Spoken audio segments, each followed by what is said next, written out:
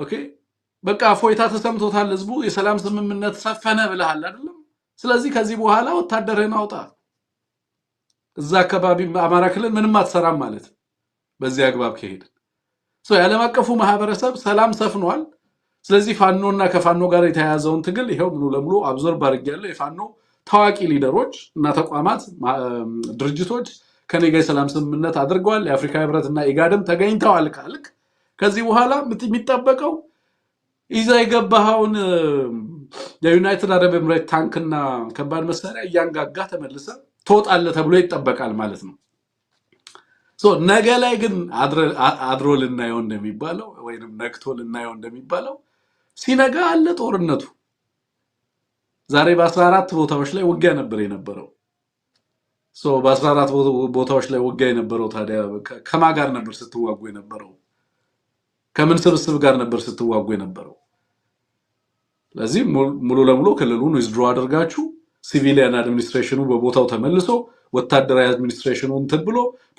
የፖለቲካ እስረኞችን ልንፈታ ተስማምተናል እንደዚህ ልናደርግ ተስማምተናል ሲፈቱን እኒ አሳዩን እናንተም ወታደራችሁን ዊዝድሮ ስታደርጉ አሳዩን ስምምነቱ ሰፍኗል ከዚህ በኋላ ህዝቡ መፎይታ ብሏል ደስታውን በሰልፍ ገልጿል ካላችሁ በኋላ ዓለም እንደዛ ነው ኤክስፔክት የሚያደርገው ማንን ነው መታታልሉት ማን ነው እዚህ ጋር ስቱፒድ የሆነው ማን ነው ደደው የአፍሪካ ህብረት ነው ደደው ራሱን ያታለለ በራሱ የሚስቀው ኃይል ነው ደደው አገዛዝ ነኝ የሚለው ኃይል ከራሱ ጋር የሚጨባበጠው ኃይል ነው ደደው ወይስ ህዝብ ነው በነገራችን ላይ አገዛዙ ራሱን ያጋለጠበት የኢትዮጵያ ህዝብ ለካ በእያንዳንዱ ነገር ያገዛዝ የቱን ያህል ርቀት ህዝብን እንደሚንቅና እንደሚያታልል ራሱ የኢትዮጵያ ህዝብ የታዘበበት በዚህ ልክ ነው ሀገርና ህዝብን ሚንቀው ይሄ ነው የአብይ አህመድ ኮምፕሬሄንሲቭ የሰላም ፍሬምወርክ ይሄን ያህል ነው ማሰብ የምትችሉት ማለት ነው ይሄንን ሁሉ ለፈጀ ጦርነት ይሄ ሁሉ ወታደር ላለቀበት ጦርነት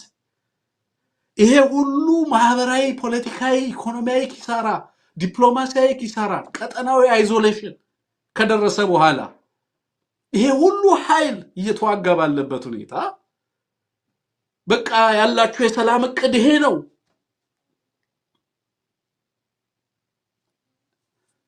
ማለት በዚህ ሰላም በዚህ ጭንቅላት ነው